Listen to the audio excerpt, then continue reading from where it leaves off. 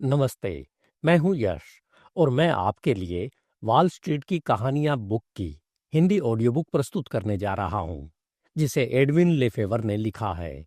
यह कहानी खास तौर पर उनके लिए है जो ऊर्जावान और उत्साही है और धन और संपत्ति की खोज में लगे हैं और शेयर मार्केट में सही तरीके से ट्रेडिंग करके आगे बढ़ना चाहते हैं। आज हम इसके अध्याय 2 टर्पेंटाइन में ब्रेक को हिंदी में सुनेंगे, ताकि आप वॉल स्ट्रीट की उस रोमांचक और रिस्क भरी दुनिया में खो जाएं। तो चलिए इस सफर को शुरू करते हैं। अध्याय 2 टर्पेटाइन में ब्रेक। दोस्तों, ये कहानी उस वक्त की है जब वॉल स्ट्रीट की चमचमाती गलियों में पैसा हवा की तरह उड़ता था, लेकिन उसे पकड़ना हर किसी के बस की बात नहीं थी। ये कहानी है टर्पेटाइन की, वो रसायन जो पेंट और वार्निश बनाने में काम आता है। लेकिन यहाँ बात सिर्फ रसायन की नहीं, बल्कि उस बड़े खेल की है जो इसके स्टॉक को लेकर खेला गया। इस कहानी के असली हीरो हैं जैकब ग्रीनबाम और सैमुअल विंबलटन शार्प, दो ऐसे लोग जिन्होंने टर्पेटाइन के मार्केट को अपने हाथों में लिया और उसे नया रंग दिया। शुरुआत की बात करें तो टर्पेटाइन का कारोबार उस वक्त डगमगा रहा था। टर्पेटाइन बनाने वाले एक दूसरे से ऐसी होड़ में थे कि आपस में लड़ाई शुरू हो गई थी। पहले तो ये लड़ाई शब्दों तक रही, लेकिन फिर चुप्पी छा गई, ऐसी चुप्पी जो खतरे की घंटी थी।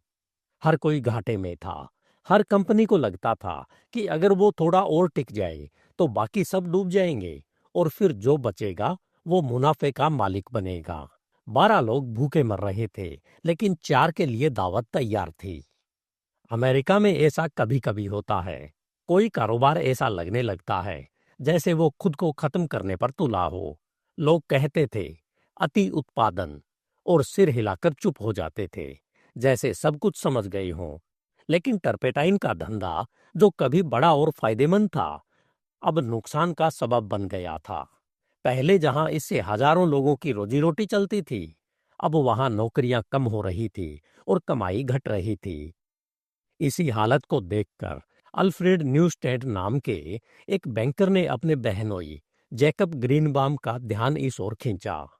न्यूस्टेड टर्पेटाइन के मशहूर इलाके में काम करता था और उसे इस कारोबार की हालत देखकर तरस आ रही थी। लेकिन ग्रीनबाम का दिमाग कुछ और ही सोच रहा था। जहां न्यूस्टेड को दुख दिखा, वहीं ग्रीनबाम को सोने की खान नजर आई। उसने फैसला किया कि वो एक टर्पाइन ट्रस्ट बनाएगा, एक ऐसा संगठन जो पूरे कारोबार को अपने कब्जे में ले ले। ग्रीनबाम ने सबसे पहले सस्ते दामों पर 7 दिवालिया डिस्टिलरीज खरीद लीं। ये वो कारखाने थे जो पहले ही डूब चुके थे और उन्हें खरीदना ग्रीनबाम के लिए सौदा साबित हुआ। उसका प्लान था कि बाद में इन्हीं कारखानों को अपने ट्रस्ट में मोटे दामों पर बेच देगा। फिर उसने 9 और थके हुए कारखानों पर ऑप्शन ले लिया, यानी उन्हें खरीदने का अधिकार प्राप्त कर लिया। इस तरह उसने बहुत कम खर्चे में टरबाइन के उत्पादन की बड़ी क्षमता अपने हाथ में ले ली। ये सब उसने अपने बहनोई न्यूस्टैंड के नाम पर किया, ताकि उसका नाम सामने न आए। फिर ग्रीनबाम लाजरस एंड कंपनी नाम की बैंकिंग फर्म आगे आई। इस फर्म ने बाकी डिस्टिलरों को अपने साथ जोड़ा, कुछ को धोखे से, कुछ को मजबूरी में, कुछ को लालच देकर और कुछ को चालाकी से। आखिरकार अमेरिकन टर्पेटाइन कंपनी बन गई। इसकी पूंजी थी $30 मिलियन, यानी 3 लाख शेयर, हर शेयर $100 का। इस कंपनी को चलाने के लिए $25 मिलियन के 6% बॉन्ड जारी किए गए, जिन्हें एक सिंडिकेट ने खरीदा। इस सिंडिकेट में लाजरसन एंड कंपनी के अलावा कई बड़ी फर्में शामिल थी, like I&S, Wechsler, Morris Stiefel Felder Sons, Rice and Stern, Cohn, Fishel and company, Silberman and Lindheim, Rosentham, Schoffran and company और जेमन ब्रदर्स। ये लोग स्पेकुलेटर नहीं थे, ये फाइनेंशियल ऑपरेशन करते थे। इनके पास कैंची थी, लेकिन ऊन नहीं थी। कंपनी का प्रोस्पेक्टस एक शानदार दस्तावेज था जो बहुत कुछ कहता था, लेकिन असल में कुछ भी साफ नहीं बताता था। इसमें आंकड़े कम थे और लुभावने वादे ज्यादा। वक्त के साथ जनता ने $25 मिलियन के बॉन्ड्स का बड़ा हिस्सा खरीद लिया और स्टॉक और बॉन्ड्स दोनों न्यूयॉर्क स्टॉक एक्सचेंज में लिस्ट हो गए। अब असली खेल शुरू हुआ। ग्रीनबाम और उसके साथियों ने कुल 41 डिस्टिलरीज खरीदी, जो अमेरिका के 90% टर्पेटाइन उत्पादन को कंट्रोल करती थी। इसके लिए उन्होंने $8.9 मिलियन नगद दिए, $12 मिलियन के बॉन्ड्स दिए और $18.2 मिलियन का स्टॉक दिया। कुल मिलाकर 29.2 मिलियन का भुगतान हुआ। बाकी का पैसा, लगभग 13 मिलियन का स्टॉक, सिंडिकेट ने अपनी जेब में रखा। ये सारी बातें जनता से छिपी रहीं। लेकिन जनता को कंपनी की कमाई के बारे में कुछ भी नहीं पता था। प्रोस्पेक्टस में कुछ हल्के फुल्के आंकड़े थे, जो ग्रीनबाम की वित्तीय बाइबल जैसे थे, लेकिन इनसे निवेशकों का भरोसा नहीं जीता जा सका। टर्प स्टॉक, जैसा कि टेप पर इसे बुलाया जाता था, अभी बाजार में अपनी जगह नहीं बना पाया था। न तो बैंक इसे लोन के लिए सिक्योरिटीज मानते थे, न ही स्पेकुलेटर्स इसे छूना चाहते थे। सिंडिकेट के सामने चुनौती थी कि वो इस स्टॉक के लिए मार्केट बनाए, ऐसा मार्केट जहां कोई भी इसे आसानी से खरीद या बेच सके। ग्रीनबाम ने टर्प के मार्केट को अपने हाथ में लिया। उसने अपने मैच्ड ऑर्डर्स का खेल शुरू किया, यानी नकली सौदे। उसने अपने एक ब्रोकर को 1000 शेयर बेचने को कहा और दूसरे को वही शेयर खरीदने को। फिर दूसरा ब्रोकर तीसरे को बेच देता था। इससे टेप पर 2000 शेयरों की ट्रेडिंग दिखती थी और लोग सोचते थे कि स्टॉक में जान है। ये एक्सचेंज के नियमों के खिलाफ था, लेकिन सबूत कौन देता? टर्प की कीमत 25 से शुरू हुई और ग्रीनबाम ने इसे 35 तक पहुंचा दिया। हर दिन टेप पर हजारों शेयरों की खरीद बिक्री दिखती थी। हालांकि असल में ये सिर्फ ग्रीनबाम के दाएं से बाएं हाथ में जा रहे थे। लेकिन जनता का भरोसा नहीं जगा। खरीदार सिर्फ रूम ट्रेडर्स और टेप वर्म्स थे, वो प्रोफेशनल स्पेकुलेटर्स जो हर दिन कुछ न कुछ खरीदते और बेचते थे। ये लोग समझते थे कि ग्रीनबाम को अपने स्टॉक को बेचने के लिए कीमत बढ़ानी ही होगी।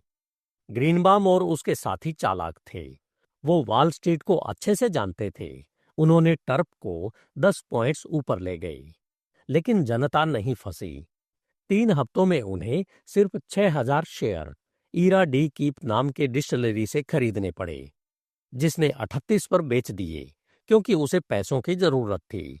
साथ ही रूम ट्रेडर्स से 35 और 36 पर स्टॉक वापस खरीदना पड़ा, जो उन्होंने पहले 30 और 34 पर बेचा था। अब उन्हें स्टॉक को ऊंचे लेवल पर सपोर्ट करना पड़ा, यानी कीमत गिरने से रोकना। ये सिर्फ खरीदकर ही मुमकिन था। हर कोशिश नाकाम रही। आखिरकार सिंडिकेट ने कीमत को आकर्षक रूप से नीचे लाने का फैसला किया, लेकिन फिर भी जनता नहीं खरीद रही थी। शॉर्ट सेलिंग को बढ़ाने की कोशिश भी फेल हो गई, क्योंकि स्टॉक इतने कम लोगों के पास था कि कोई इसे उधार लेकर बेचने का जोखिम नहीं लेना चाहता था। महीनों तक टर्प की कीमत ऊपर नीचे होती रही और इसका नाम वॉल स्ट्रीट में बदनाम हो गया। 35,000 शेयर बिके। विधवाओं, अनाथों और दोस्तों को भी नहीं बख्शा गया। अब ग्रीनबाम और उसके साथियों को समझ में आ गया कि वो ट्रस्ट बनाने में तो कामयाब रहे, लेकिन स्टॉक को हिट करना उनके बस की बात नहीं थी। उन्हें एक ऐसे शख्स की जरूरत थी जो इस कला में माहिर हो, और वो शख्स था सैमुअल विंबलटन शार्प, वॉल स्ट्रीट का सबसे बड़ा मैनिपुलेटर। शार्प कोई साधारण इंसान नहीं था। वो एक आजाद खिलाड़ी था, न डर न बंधन। उसने अपनी पहली दौलत एरिजोना की खदानों में कमाई थी, लेकिन वो मैदान उसे छोटा लगा। फिर वो न्यूयॉर्क आया, जहां वो अपने दिल की भड़ास निकाल सके। वो तेज था, नन्हा था और इंसानी फितरत को अच्छे से समझता था।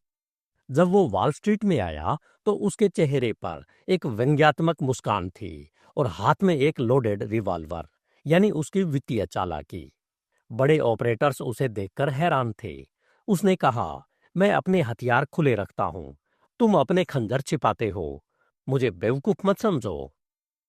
शार्प को ग्रीनबाम अपने ऑफिस में मिलने गया। उसके ऑफिस में अंधेरा था। खिड़कियों पर तार की जालियां थी ताकि कोई बाहर से देख न सके। शार्प कमरे में टेप पर नजर डालते हुए चहलकदमी कर रहा था। उसके कदमों में बिल्ली जैसी चुप्पी थी और आंखों में बाघ जैसी ठंडक। हाय ग्रीनबाम, शार्प ने कहा। How do you do mister Sharp? Greenbaum ने जवाब दिया। आप अच्छे हैं ना? आप आज बहुत अच्छे लग रहे हैं। तुम यहां सिर्फ ये कहने नहीं आई ग्रीनबाम, टर्पेटाइन का क्या हाल है? ओह, समझा। तुम चाहते हो मैं इसमें आऊं? हाँ, शार्प हंसा, एक ऐसी हंसी जो आधी खिल्ली थी, आधी गुर्राहट। ग्रीनबाम ने मुस्कुराते हुए कहा। मेरी पोल खुल गई। बोलो क्या चाहिए? शार्प ने ठंडे लहजे में पूछा। एक पूल क्यों न बनाएं? कितना बड़ा? जितना आप चाहें। सारा स्टॉक तो तुम्हारे पास नहीं है न? मान लीजिए 1 लाख शेयर। और कौन कौन होगा इसमें? वही पुरानी टीम। शार्प ने तंज कसा। हाँ, वही पुरानी टीम। तुम्हें पहले मेरे पास आना चाहिए था। तुम लोगों की बदनामी को ढकना आसान नहीं होगा। अगर आप साथ दें तो सब ठीक हो जाएगा। ग्रीनबाम ने हंसते हुए कहा। डिस्टिलर्स का क्या? वो मेरे साथ हैं। उनका ज्यादातर स्टॉक मेरे ऑफिस में है। मैं देख लूंगा कि वो बाहर न आए। शार्प ने सोचा, फिर बोला, अपने दोस्तों को आज दोपहर यहां लाओ। और सुनो ग्रीनबाम, कोई चालाकी नहीं। ऐसा क्यों कहते हैं मिस्टर शार्प? ग्रीनबाम ने नाराजगी दिखाई। ताकि तुम कोशिश न करो। 4 बजे आना, शार्प ने कहा और फिर टेप देखने लगा। टर्प उस वक्त 29:15 पर था। 4 बजे ग्रीनबाम अपने साथियों को लेकर शार्प के ऑफिस पहुंचा। वहां एक शानदार कमरा था। दीवारों पर घोड़ों और रेस की तस्वीरें थी। सब एक लंबी ओक की मेज के इर्द गिर्द बैठ गए। शार्प दरवाजे पर आया। How do you do gentleman? हिले नहीं। उसने किसी से हाथ नहीं मिलाया सिवाय ग्रीनबाम के, जिसने जबरदस्ती अपना हाथ बढ़ाया। शार्प ने कहा, ग्रीनबाम कहता है कि आप ट्रपेटाइन स्टॉक को पूल करना चाहते हैं और मुझे इसे बाजार में चलाने के लिए कहते हैं। सबने हामी भरी। एक जवान लिंडहाइम ने चुटकी ली। हाँ, यही बात है। शार्प ने लिस्ट पढ़ी। ग्रीनबाम लाजरसन एंड कंपनी के पास 38,000 शेयर, वेट्सलर के पास 14,000 और बाकी फर्मों के पास भी अच्छी खासी हिस्सेदारी। उसने पूल को हरी झंडी दी और टर्क को आसमान पर ले जाने का खेल शुरू हुआ। शार्प ने अपनी चाल चली। उसने स्टॉक को ऊपर ले जाना शुरू किया, धीरे, मजबूती से और इतने शानदार तरीके से कि लोग उससे स्टॉक खरीदने को तरसने लगे। लेकिन ये कहानी अभी पूरी नहीं हुई। टर्प में जो ब्रेक आया वो शार्प की चालाकी और ग्रीनबाम की दूरदर्शिता का नतीजा था। ये सिर्फ पैसों का खेल नहीं था, ये हिम्मत, समझ और मार्केट की नब्ज पकड़ने की कला थी। तो दोस्तों, अगर आप भी वॉल स्ट्रीट में अपनी किस्मत आजमाना चाहते हो तो ग्रीनबाम और शार्प से सीखो। ये मार्केट कोई जादू की छड़ी नहीं है, ये एक जंगल है जहां हर कदम पर रिस्क है। लेकिन जो समझदार हैं वो जीत सकते हैं। अगले अध्याय 3 में मिलते हैं। तब तक अपने सपनों को उड़ान दो। धन्यवाद। HindiAudiobook.com। आपका दिन शुभ हो।